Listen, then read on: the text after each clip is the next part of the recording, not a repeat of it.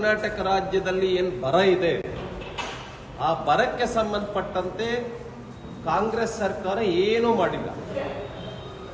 ರೈತರನ್ನ ಆತ್ಮಹತ್ಯೆ ಮಾಡಿಕೊಳ್ಳೋ ರೀತಿಯಲ್ಲಿ ಈ ಸರ್ಕಾರ ನಡ್ಕೊಳ್ತಾ ಇದೆಯೇ ವಿನಃ ರೈತರಿಗೆ ಏನಾದರೂ ಸಹಾಯ ಮಾಡಬೇಕು, ಸಹಕಾರ ನೀಡಬೇಕು, ರೈತರನ್ನ ವಿಶ್ವಾಸದಿಂದ ಭರವಸೆಯಿಂದ ಬದುಕುತರ ಮಾಡಬೇಕು ಅಂತಕ್ಕಂಥ ಯಾವುದೇ ನಡೆಯನ್ನ ಈ ಸರ್ಕಾರ ಮಾಡ್ತಾ ಇಲ್ಲ.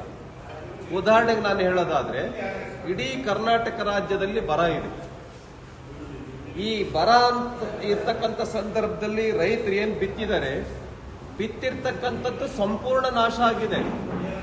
ಅಲ್ಲಿ ಇಲ್ಲಿ ಸ್ವಲ್ಪ ಏನು ಹಸಿರು ಕಾಣ್ತಾ ಇದೆ, ಅದು ಬೇರಿಗೆ ಮಾತ್ರ ನೀರು ಬೀಳ್ತಾ ಇದೆ, ಅಷ್ಟು ಮಳೆ ಕಾರಣದಿಂದ. ಈಗ ಮೆಕ್ಕೆಜೋಳ ಇದೆ, ತೆನೆನೇ ಬರ್ತಾ ಇಲ್ಲ. ಆಮೇಲೆ ಶೇಂಗಾ ಇದೆ, ಒಣಗೋಗಿದೆ. ಕಡಲೆ ಶೇಂಗಾ ಕಾಯಿನೆ ಹಿಡ್ದಿಲ್ಲ.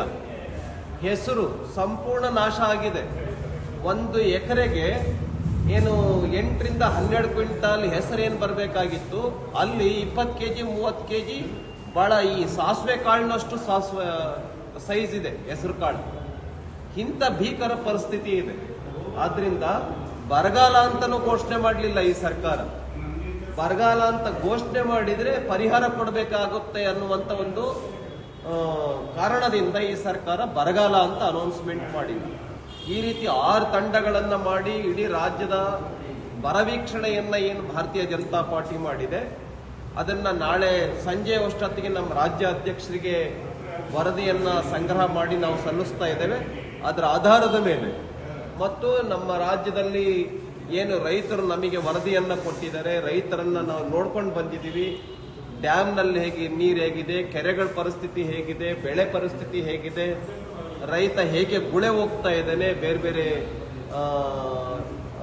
ರಾಜಧಾನಿಗಳಿಗೆ, ಬೇರೆ ಬೇರೆ ರಾಜ್ಯಗಳಿಗೆ, ಇದನ್ನೆಲ್ಲವನ್ನು ಕೂಡ ಸಂಗ್ರಹಿಸಿ ನಾವು ರಾಜ್ಯಾಧ್ಯಕ್ಷರಿಗೆ ಕೊಡ್ತೀವಿ ಮತ್ತು ಸರ್ಕಾರಕ್ಕೆ ಆಗ್ರಹಪಡಿಸ್ತೇವೆ. ಕೂಡಲೇ ಬರಗಾಲಕ್ಕೆ ತುತ್ತಾದ ರಾಜ್ಯ ಅಂತ ಅನೌನ್ಸ್ಮೆಂಟ್ ಮಾಡಬೇಕು. ಪ್ರತಿ ಎಕರೆಗೆ 50,000 ರೂಪಾಯಿ ಹಣವನ್ನು ಬಿಡುಗಡೆ ಮಾಡಬೇಕು ಅಂತ ನಾವು ಈ ಸಂದರ್ಭದಲ್ಲಿ ಆಗ್ರಹಪಡಿಸ್ತಾ ಇದ್ದೀವಿ. ನಾಳೆ ವರದಿಯನ್ನ ನಮ್ಮ ರಾಜ್ಯಾಧ್ಯಕ್ಷರಿಗೆ ಸಲ್ಲಿಸ್ತೇವೆ. ಸದನದಲ್ಲೂ ಕೂಡ ಚರ್ಚೆ ಮಾಡ್ತೇವೆ. ಈ ವಿಷಯವನ್ನ ಸದನದಲ್ಲೂ ಕೂಡ ನಾವು ಚರ್ಚೆ ಮಾಡ್ತೇವೆ. ಬರಗಾಲ ಅಂತ ಅನೌನ್ಸ್ಮೆಂಟ್ ಮಾಡಬೇಕು, ಜೊತೆಗೆ 50,000 ರೂಪಾಯಿ ಎಕರೆಗೆ ಕೊಡಬೇಕು, ಜೊತೆನಲ್ಲಿ ಸಾಲ ಮನ್ನಾ ಮಾಡಬೇಕು ರೈತರು. ಈ ವಿಷಯಗಳನ್ನ ಇಟ್ಕೊಂಡು ಸದನವನ್ನು ನಡೆಯಕ್ಕೆ ಬಿಡೋದಿಲ್ಲ. ಆ ರೀತಿಯ ಒಂದು ದೃಢ ನಿರ್ಧಾರವನ್ನು ಭಾರತೀಯ ಜನತಾ ಪಾರ್ಟಿ ಮಾಡಿದೆ.